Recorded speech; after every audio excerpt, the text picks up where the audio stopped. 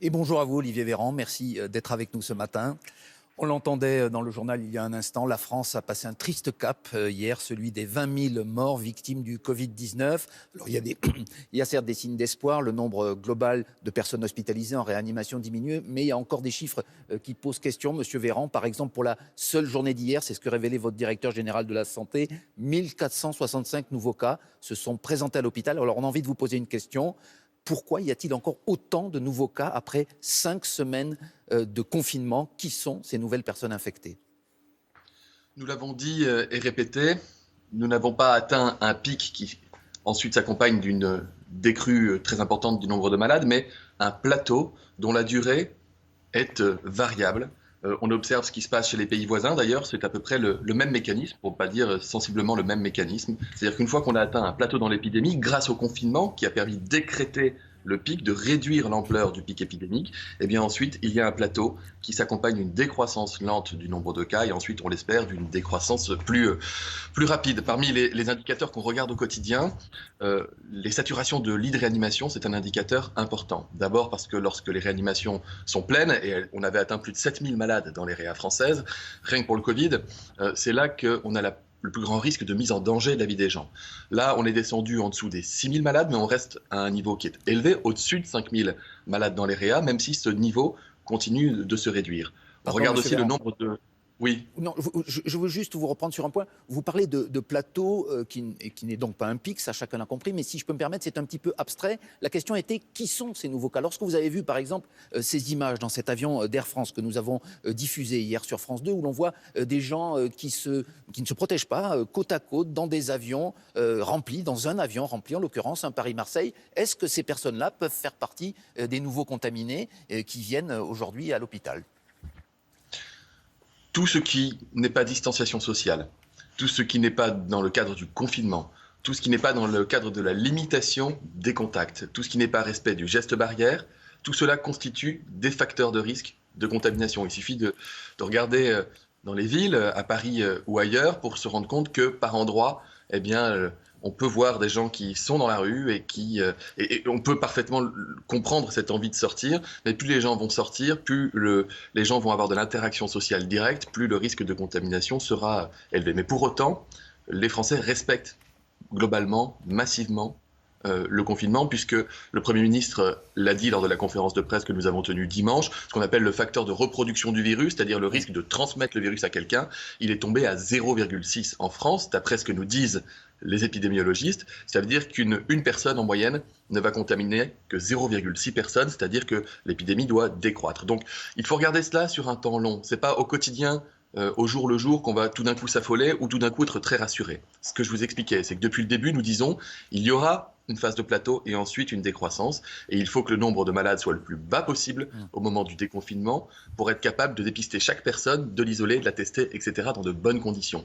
Donc on regarde ça avec beaucoup d'attention et les respects des règles de confinement que nous rappelons jour après jour, ainsi que le respect des gestes barrières, sont des mesures fondamentales dans la période. Est-ce que parmi les personnes qui sont nouvellement infectées, il y a des gens qui travaillent? Est-ce qu'il ne faudrait pas, par exemple, instituer en priorité des tests pour les gens qui, parce qu'on leur a demandé aussi et parce que c'est nécessaire, continuent à exercer leur activité professionnelle? Olivier Véran. Je le redis, le test viral, les pays qui pratiquent des politiques de test viral, comme la France, comme l'Allemagne et comme d'autres pays, parfois plus loin géographiquement que la France, testent les gens lorsqu'ils ont des symptômes, c'est-à-dire les gens lorsqu'ils sont symptomatiques, dont on pense qu'ils peuvent être malades. Tester quelqu'un au hasard dans la journée parce qu'il a envie de savoir, non seulement on est sûr de ne pas trouver, mais en plus on va perdre des moyens qui sont importants pour pouvoir dépister les personnes vraiment malades. Donc dépister des gens sous prétexte qu'ils vont travailler, ou dépister des gens de façon systématique sous prétexte qu'ils prennent les transports, il faudrait le faire tous les jours, voire plusieurs fois par jour, c'est-à-dire ce qu'on appelle un écouvillon nasopharyngé, un test PCR, etc., etc. Donc la politique de test, je vous assure que la France ne s'illustre pas par une politique de test qui serait différente de celle des autres. Nous avons Ils sont beaucoup donné moins notre généralisés. objectif, Vous avez c'est cité de tester. l'Allemagne, pardon, excusez-moi Olivier Véran. En Allemagne, on teste, on a vu par exemple ce qu'on appelle des tests de corona, avec des drive corona, avec des voitures qui arrivent et qui permettent à tous ceux qui pensent être infectés ou qui pensent avoir été en contact avec des personnes qui le sont, de pratiquer un test. C'est ce qu'on fait par exemple pour le HIV, Olivier Véran. Mais c'est ce que nous sommes en train de monter. Nous allons dépister. D'ailleurs, il y a déjà des drives qui peuvent exister ça et là. Nous sommes en train de dépister massivement, de préparer aussi la politique de déconfinement de tests. La différence, c'est qu'en France, c'est vraiment important de le comprendre, ce qu'on appelle le diagnostic syndromique, mais qui est un mot un peu barbare. C'est qu'en France, toute personne qui se présente avec les symptômes ou un facteur de risque de coronavirus est considérée comme malade. Le test ne guérit pas. Le test ne dit pas qu'on va vous donner un médicament plutôt qu'un autre. Le test ne change pas du tout la façon de procéder. Le test est une confirmation diagnostique quand on a un doute. En France, on a fait le choix de considérer toute personne symptomatique comme malade jusqu'à preuve du contraire. Comme malade jusqu'à preuve du contraire. Et dans la période de confinement, dès lors qu'on vous dit vous devez rester chez vous, on met en place des systèmes de quatorzaine, on met en place des surveillances, de la télésurveillance, il y a du suivi médical, on isole les personnes.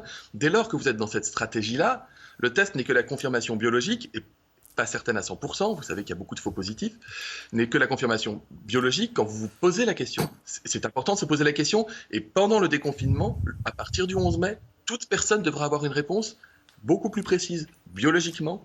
Mais aujourd'hui, nous considérons en période d'épidémie que toute personne qui a les symptômes est malade jusqu'à preuve du contraire. Vous comprenez ? On fait l'inversion du raisonnement. C'est aussi pour ça que nous déclarons beaucoup de malades. C'est aussi pour cela que nous avons des réseaux qu'on appelle les réseaux sentinelles. Et c'est aussi pour cela qu'il est très compliqué de comparer un certain nombre de chiffres d'un pays à l'autre. Alors, j'ai annoncé dimanche la politique de test pour notre pays à partir du 11 mai. J'ai dit que ce seront au minimum 500 000 tests réalisés par semaine. Au minimum 500 000 tests par semaine réalisés. Cherchez des pays qui sont capables aujourd'hui, dans les faits, de réaliser 500 000 tests par semaine, vous verrez. On a encore un certain nombre de questions à vous poser. Qu'en est-il du taux de guérison ? A-t-il évolué depuis le début de l'épidémie ? On enregistre toujours un nombre considérable de décès, plus de 500 hier. Est-ce qu'on a aujourd'hui plus de chances de survivre lorsqu'on est gravement atteint qu'au début de l'épidémie ? En clair, est-ce que les traitements ont progressé depuis 2 mois ? Alors, les gens survivent au coronavirus lorsqu'ils font des formes asymptomatiques, peu symptomatiques, c'est-à-dire l'immense majorité des cas, au moins 98% d'entre eux, et y compris lorsqu'ils font des formes sévères, grâce au talent, au dévouement de nos soignants dans les hôpitaux, mais aussi en médecine de ville, et la surveillance étroite de tous les malades. Mais est-ce que ça a progressé, Olivier Véran ? En termes de mortalité en France, dans le monde, la mortalité liée aux formes très graves, c'est-à-dire les détresses respiratoires, reste élevée, mais le nombre de malades guéris, lui, évidemment augmente, puisque le nombre de malades guéris est proportionnel au nombre de nouveaux malades. Donc, il est normal de voir la masse de patients français guéris du coronavirus augmenter. Par contre, nous n'avons pas, à ce stade, encore identifié un traitement capable, un médicament qui serait capable de réduire la mortalité des patients, ni en France, ni dans le reste du monde. Pourquoi l'ensemble des médecins ne peuvent-ils pas prescrire, comme beaucoup le demandent, librement de l'hydroxychloroquine s'ils estiment en leur âme et conscience que cela peut améliorer l'état de leurs patients ? Vous savez que beaucoup de médecins, de ville aussi, vous demandent cela, M. Véran. Pour plusieurs raisons. D'abord, il n'y a aucune recommandation. Par contre, il y a des recommandations inverses, c'est-à-dire que les autorités sanitaires nous demandent de ne pas le faire, à cause des effets indésirables de ces médicaments, à cause de l'absence de preuves scientifiques, étude après étude publiées sur l'usage de ces médicaments. Mais ça n'empêche pas la recherche clinique de progresser, ça n'empêche pas les hôpitaux d'expérimenter, y compris en phase précoce, c'est-à-dire une fois que le diagnostic a été fait, chez des malades sans signe de gravité, pour faire progresser la recherche. Ce ne serait toujours pas responsable, je vous le redis, la réponse n'a pas évolué. Et à nouveau, il n'y a pas un pays dans le monde dans lequel on peut distribuer librement à tous les patients qui le souhaitent du Plaquenil. Ce n'est pas vrai. Aucun assouplissement de la prescription. Les médecins disent qu'ils ont normalement la souveraineté, sauf pour ce cas précis, d'administrer les médicaments qu'ils veulent. Ils ont la liberté de prescription. Ce n'est pas tout à fait vrai non plus. Il y a ce qu'on appelle les autorisations de mise sur le marché d'un médicament. Il y a des indications et la responsabilité du médecin prescripteur est engagée lorsqu'il fait une ordonnance. Et je vous assure que j'entends bien la demande de certains médecins de pouvoir en prescrire comme ça, hors cadre. Et j'entends aussi la demande très très nombreuse, à la fois des médecins de terrain et à la fois des autorités scientifiques qui disent il faut faire progresser la recherche, mais n'allez pas ouvrir comme ça la possibilité de donner des médicaments qui n'ont toujours pas fait preuve. On est quand même à plusieurs semaines du début des protocoles cliniques, qui n'ont à ce stade toujours pas fait preuve de leur efficacité, y compris chez des malades en phase précoce. Mais ça ne m'empêche pas de travailler, vraiment d'être un promoteur des études cliniques, d'être en contact quasi quotidien avec le professeur Raoult, avec qui nous parlons. Et d'ailleurs, le professeur Raoult lui-même ne me demande pas de permettre à tout médecin de prescrire en médecine de ville à n'importe quel malade ce traitement. La question des masques, Olivier Véran, elle reste toujours aussi douloureuse. Pourquoi à ce jour, les autorités françaises ne peuvent pas en distribuer à l'ensemble de la population, ou au moins à une partie de la population, comme cela se passe par exemple en Espagne, au Portugal, en Pologne? Pourquoi ce sont les collectivités locales ou les entreprises qui comblent ce manque? Qu'est-ce qui fait que les masques n'arrivent pas aussi vite qu'ils le devraient? On ne comprend toujours pas. Vous posez une question qui n'est pas une question, mais un jugement. Donc, je vais me permettre de vous répondre. Il y a deux sortes de masques. Il y a les masques soignants, pour lesquels nous avons fait état d'une amélioration sensible de la distribution et de l'importation. 80 millions de masques par semaine. Allez chercher un pays qui importe de Chine 80 millions de masques par semaine, et vous me reposerez la question sur les masques soignants. Ça veut pas dire que la situation... Où sont-ils, vous demandent beaucoup de gens. Où sont-ils, ces masques qui arrivent de Chine? J'ai augmenté cette semaine de 5 millions la distribution des masques. Nous avons un stock qui nous permet de tenir dans la durée, ce qui n'était pas forcément le cas il y a 3 semaines, au cas où l'épidémie repartirait dans les hôpitaux. Et nous avons annoncé que nous allons commencer à équiper les malades, les personnes fragiles, les personnes vulnérables, au fur et à mesure que ces quantités de masques arrivent. Et à côté de ça, il y a les masques grand public.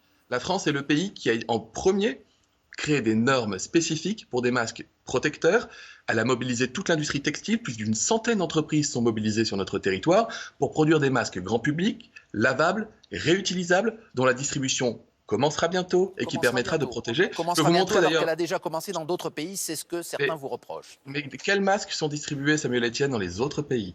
Le masque que je vous montre ici, je remercie d'ailleurs Agnès Pannier-Runacher, qui est secrétaire d'État à l'économie et qui m'a montré à quoi vont ressembler ces masques. Vous voyez, ce sont des masques textiles de très bonne qualité, qui sont produits pour la plupart d'ailleurs en France. Ce masque, il offre une capacité de filtration, celui que je tiens là, de l'ordre de 90% du virus. C'est-à-dire qu'il a quasiment... On le trouvera où et quand, ça veut dire qu'il a quasiment la même filtration qu'un masque qui est destiné aux soignants, quasiment la même qualité de filtration. Ces masques-là, cherchez un pays qui est capable de produire en industrie textile des masques filtrants de cette qualité-là, c'est-à-dire, ce n'est pas des masques pour dire qu'on en porte un, ce sont des masques pour protéger, pour participer à la protection vraiment des gens. La distribution, moi, je n'oppose pas État et collectivité, et je n'oppose pas État et entreprise.